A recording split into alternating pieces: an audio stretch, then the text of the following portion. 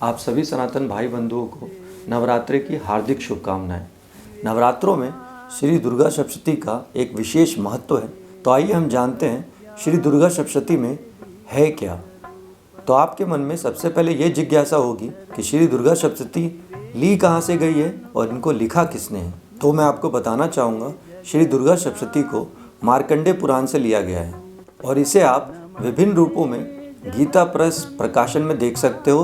तो आपके मन में दूसरी जिज्ञासा यह होगी कि श्री दुर्गा सप्तशती में ऐसा क्या है जिसके कारण इसे नवरात्रों में प्रतिदिन पढ़ा जाता है। प्राचीन समय में एक राजा सुरथ हुआ करते थे।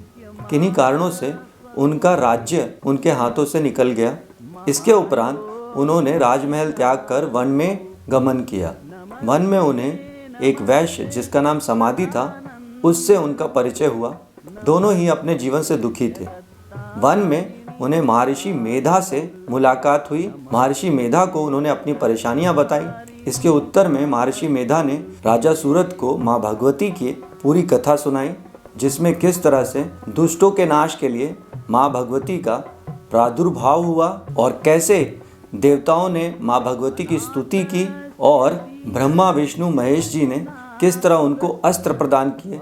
इसका पूरा विवरण महर्षि मेधा ने राजा सूरत को सुनाया। इसके उपरांत राजा सूरत और समाधि तपस्या में लीन हो गए, जिससे प्रसन्न होकर माँ भगवती ने उन्हें दर्शन दिए और उनको मनवांछित आशीर्वाद प्रदान किया। राजा सूरत को यह वरदान दिया कि अगले जन्म में सूर्य के अंश के रूप में उनका पुनः जन्म होगा।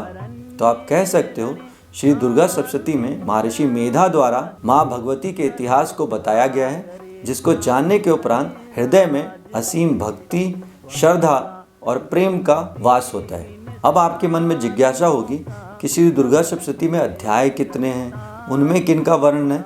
तो हम वो आपको बताते हैं। श्री दुर्गा सप्तशती में कुल 13 अध्याय हैं। प्रथम अध्याय में मेधा ऋषि का राजा सूरत और समाधि को भगवती की महिमा बताते हुए मधु कैटभ के वध का प्रसंग है। दूसरे अध्याय में देवताओं के तेज से देवी का प्रादुर्भाव और महिषासुर की सेना का वध का वर्णन है। तीसरा अध्याय में सेनापतियों सहित महिषासुर के वध का वर्णन है। चौथे अध्याय में इंद्र आदि देवताओं द्वारा देवी की स्तुति का वर्णन है।